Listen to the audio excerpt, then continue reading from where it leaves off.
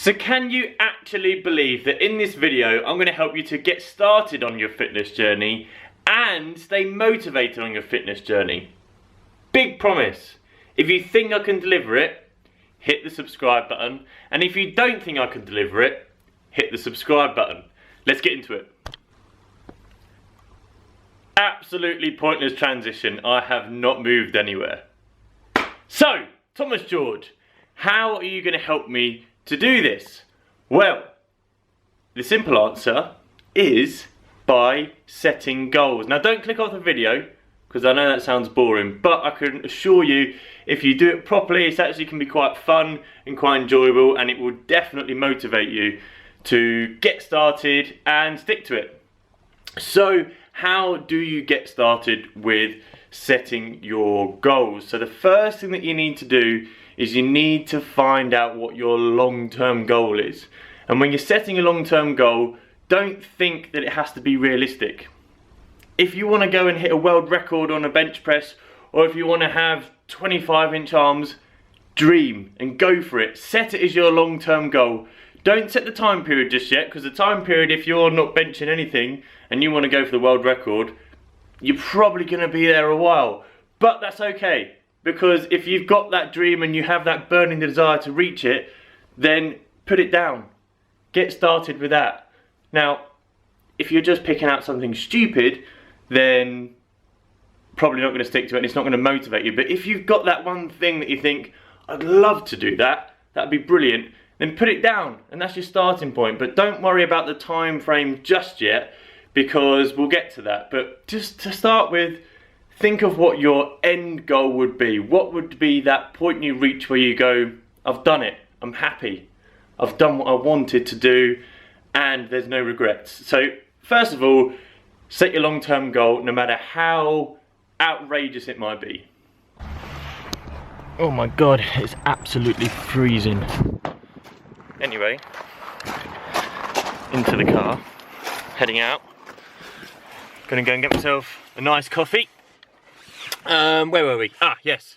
So, now what you're gonna do, now you have your end goal and your dream in mind, is you're now gonna set up the incremental steps in order to get there. What I would call your short and medium term goals.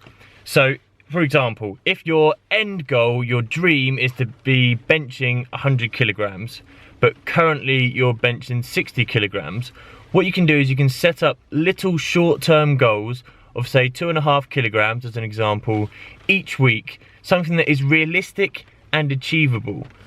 Once you do that, you can then work out how long it's going to take you to get to your end goal, to your dream. So I thought it best to jump in here and explain in a little more detail what I mean by these short-term goals to reach your long-term goals. And the sensible thing to have done would have been to have got myself a whiteboard and drawn out my explanation for you to follow. But I don't have a whiteboard, so I'm going to have to improvise, and the way I'm going to improvise is I'm going to use bananas. Let me explain. So, over here we have a bunch of bananas. This represents your long-term goal. And here we have loads of individual bananas. These, as you may have guessed, represent your short-term goal. So these are all little steps, all to get to your bunch of bananas, aka long-term goal. Now, why do we need short-term goals? We need short-term goals because it's going to keep you motivated and it's going to let you know that you're on the right tracks in order to reach your long-term goal. Now, if we get rid of short-term goals and we just have the long-term goal, morale is going to be pretty low. When those times are tough, when you're questioning whether you want to go to the gym or wondering whether you're making progress, and you have your first temptation to slack off and all that sort of thing, if you just got your long-term goal in mind, it's going to seem so far away, so unachievable, that you're going to be far more likely to give up. So what you then need is you need these little short-term goals in place so that you have these incremental steps in order to get to the end. Now, the considerations you need to have in place when setting your short-term goals is, one, they must be short, so a week to 2 weeks maximum, and second, they need to be realistic. Don't be setting a short-term goal that's, you know, adding 20 kilograms to your bench press a week, because it's just not going to happen.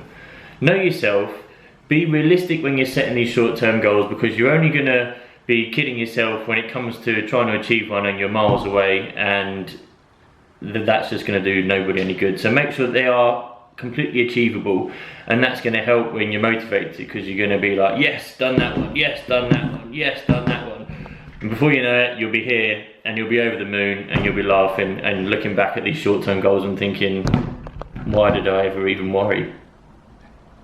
So how are we going to set these medium-term goals, and what considerations do we need to give? Well, typically your medium-term goal is going to be halfway along, so really you don't want it to be much more than, say, a month in the future. And depending on how outrageous your long-term goal is, you may have more than one medium-term goal. So let's say your long-term goal is a year in the future, you could have like 12 medium-term goals, which is absolutely fine.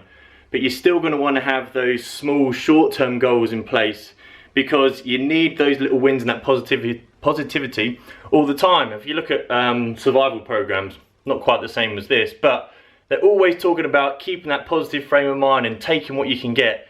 Putting those short-term goals in place means that you're constantly feeding yourself with this positivity, and you're reinforcing the fact that you're on the right tracks. The medium-term goals are then your milestones to celebrate and to, you know, enjoy knowing that you are making strong progress.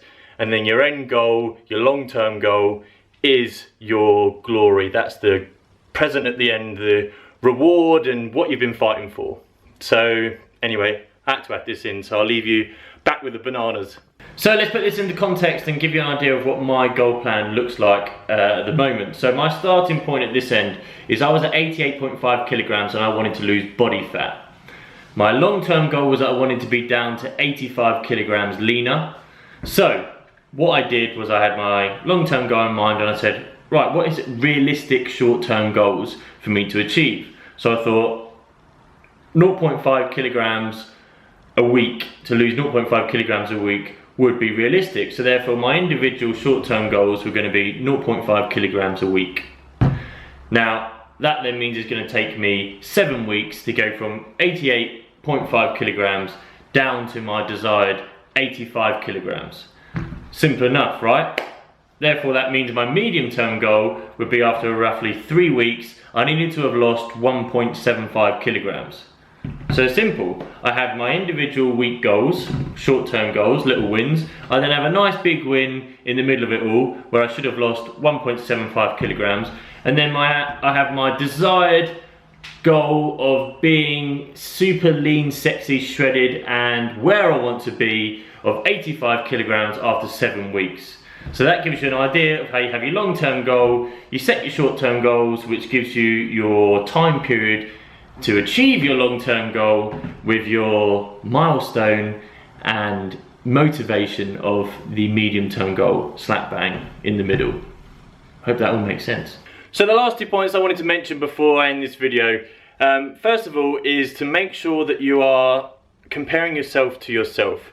Don't be trying to set goals that are for other people, or looking at what other people are doing. Yes, it's good to understand what other people are achieving and where you could possibly be one day, but make sure that you're just trying to better yourself from yesterday.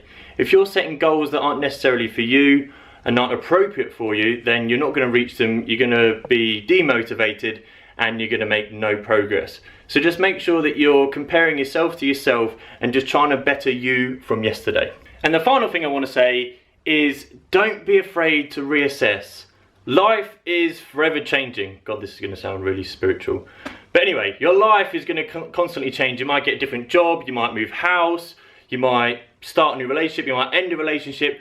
Things are going to change, and therefore you have to be able to adapt and change. So yes, set all your goals in place, but if they change, don't be afraid to change them. Make sure that you can adapt. So if you need to, take a step back, look at what your priorities are, and then reassess your goals if needs be. In fact, it's probably more important to do that than to just leave your goals, forget about it, say it wasn't achievable, and just give up on it entirely. So if you have to reassess your goals, don't panic, don't worry about it, just make sure that you do, and make sure that you are striving for something that is going to help to improve you and your physique, and maybe even your life. Anyway, thank you so much for watching. hit the subscribe button, hit the like button, and I will see you in the next one.